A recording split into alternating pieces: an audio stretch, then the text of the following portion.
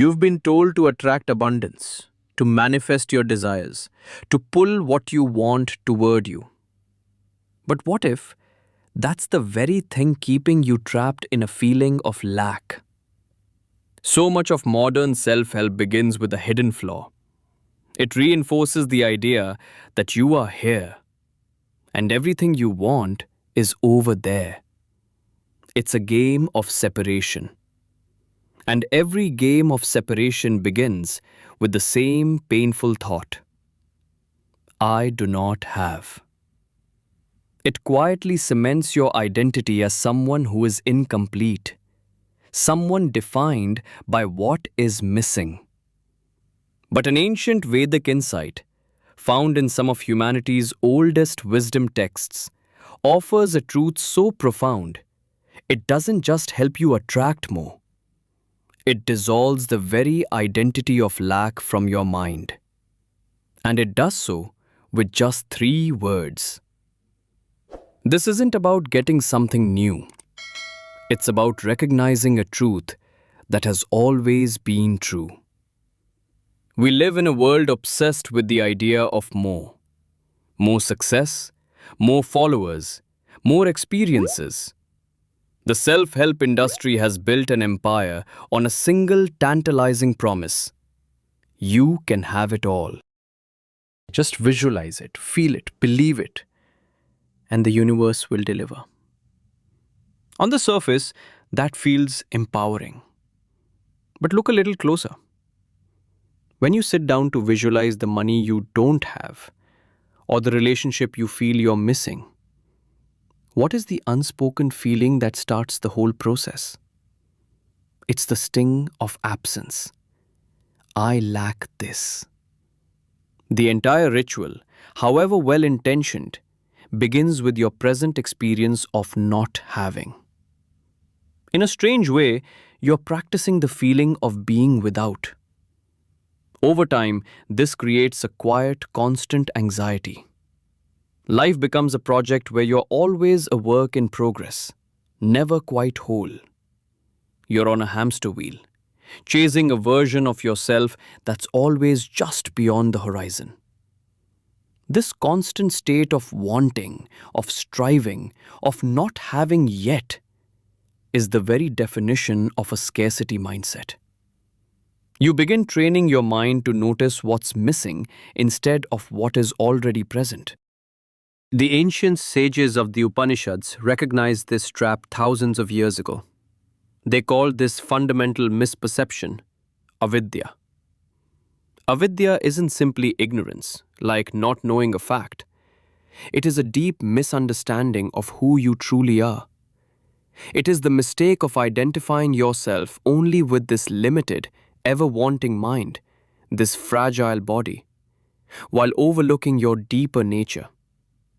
Ancient Buddhist and Hindu traditions sometimes describe this condition through the image of the hungry ghost, a being with an enormous stomach and a tiny mouth, forever starving, forever searching for a satisfaction it can never fully receive because it believes itself to be separate from the feast.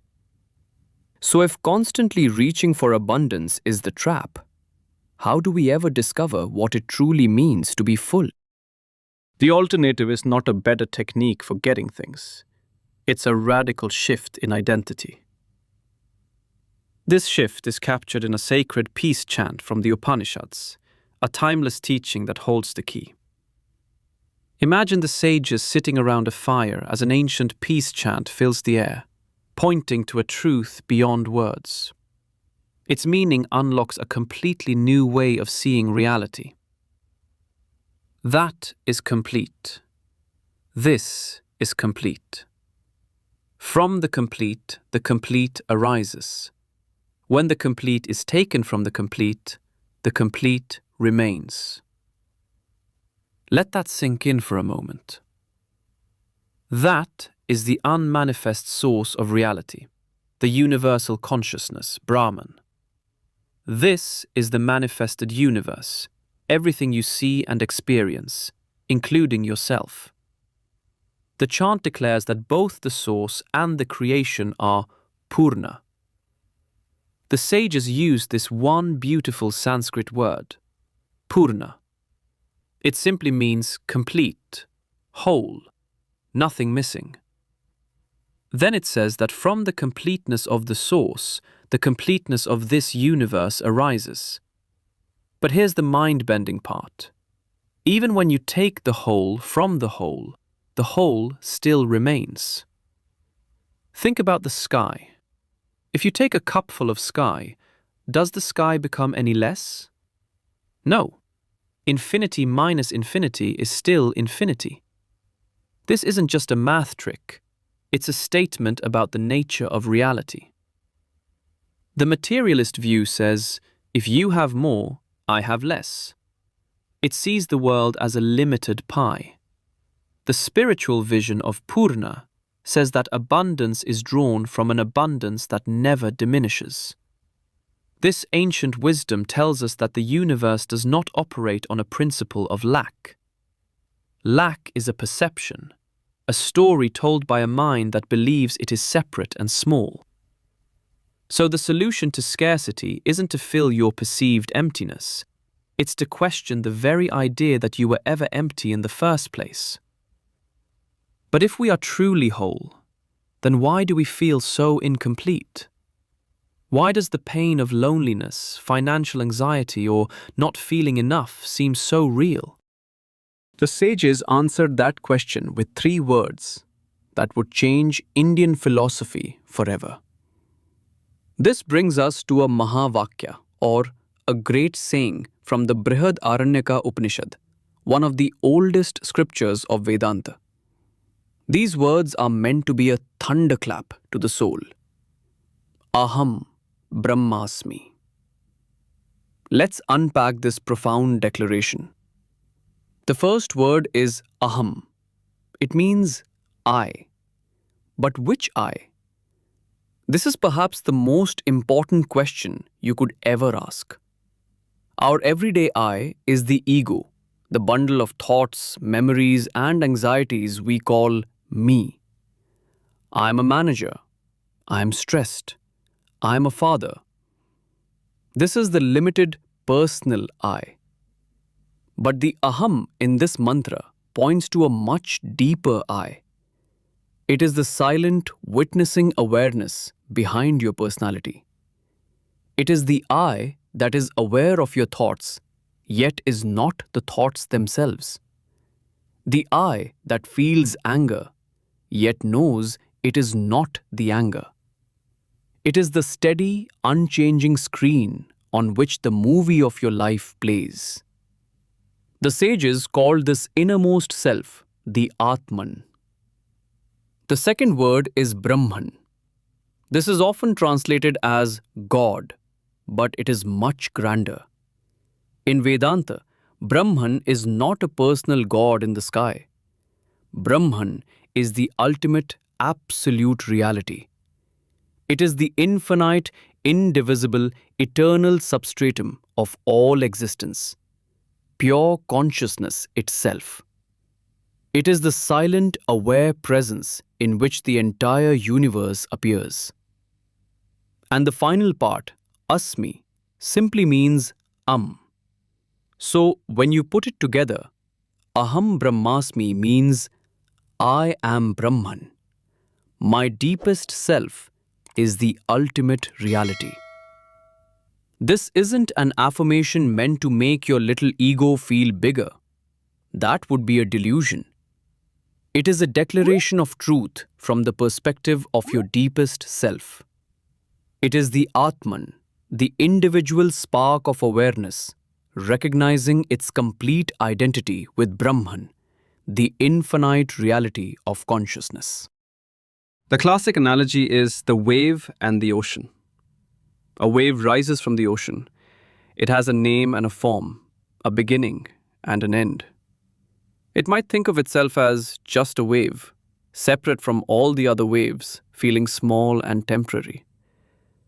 But what is the wave really? It is nothing but water.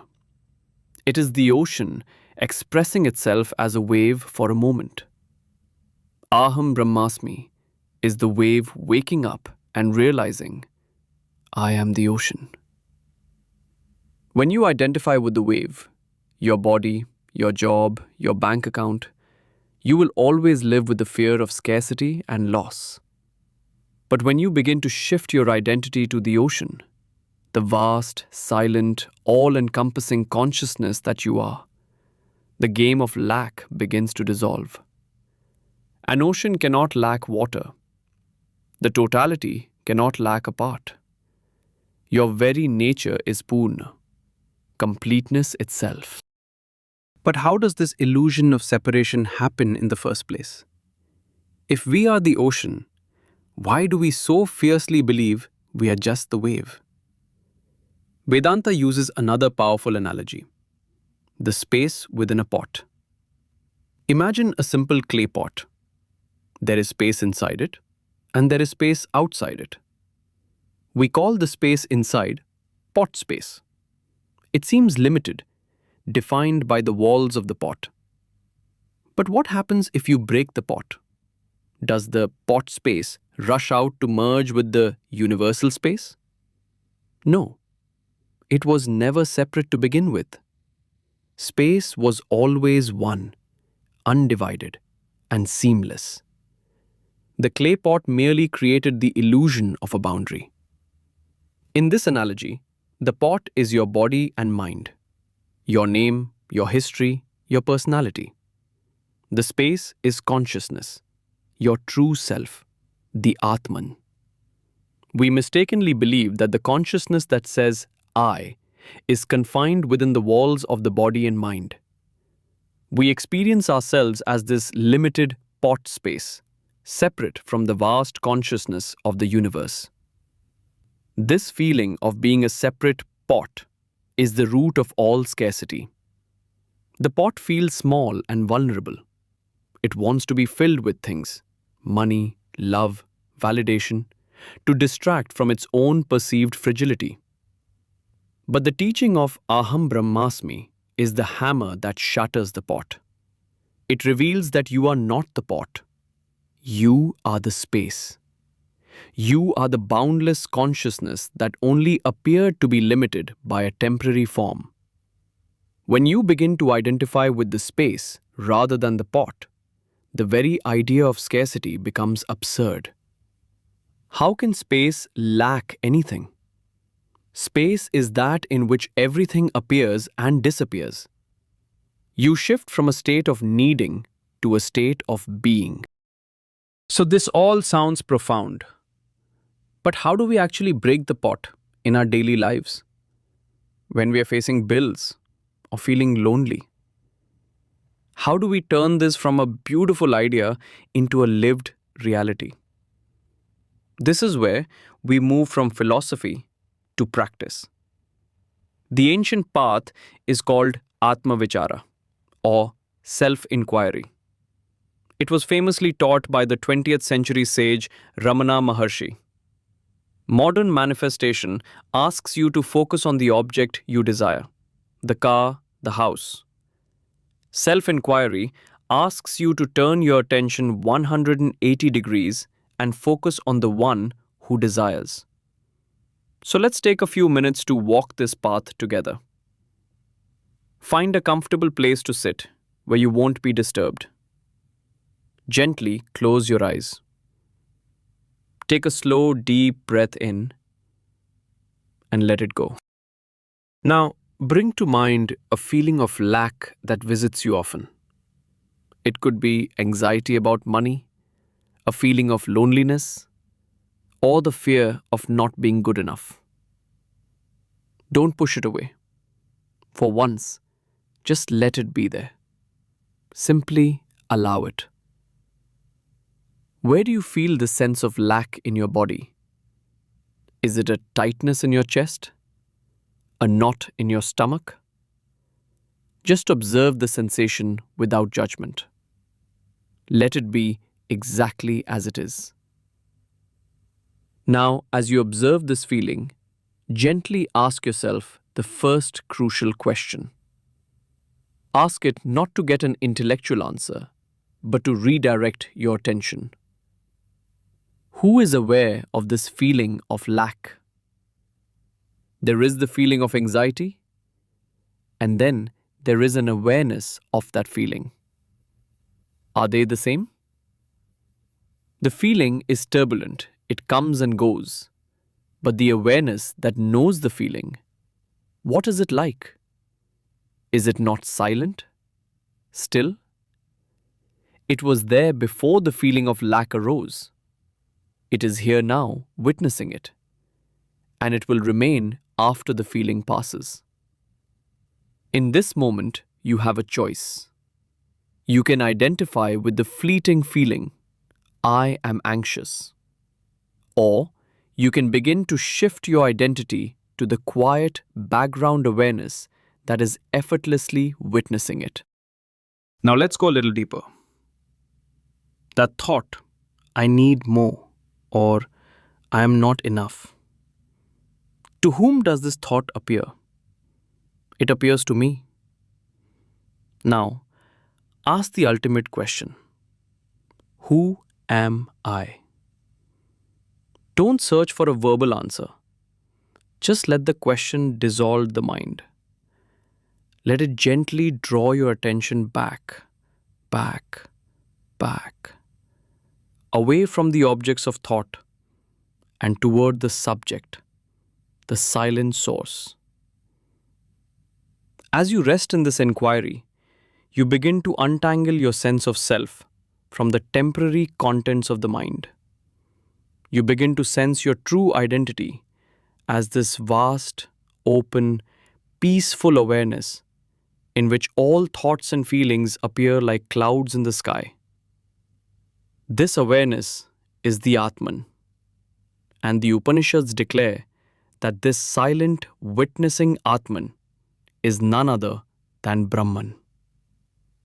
This awareness is already whole. It is already complete. It is Purna. It needs nothing. It lacks nothing. It simply is. From this place of stillness, from this quiet knowing, let the great saying arise, not as a thought, but as a recognition. Aham Brahmasmi. True abundance doesn't come from adding more to yourself.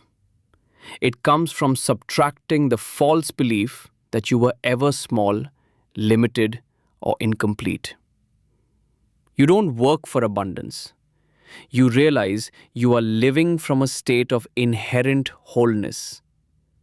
As the Ishavasya Upanishad says, Tena tyaktena bhunjitha, which can be understood as, by that renunciation, enjoy. Enjoy the world, not by grasping at it, but by letting go of the ego's desperate attachment to it. This journey of self-inquiry goes deeper than any technique. It's not a fix for your problems. It is the gradual dissolution of the very you who believes it has problems in the first place. The path begins now, in the quiet moments of your own awareness. You don't need to attract anything, because what you have been seeking is what you already are. The journey isn't one of distance, but of recognition. You are not the seeker, you are the sought. Perhaps abundance was never something waiting for you in the future. Perhaps it has been quietly present all along, waiting only to be recognized. Aham Brahmasmi.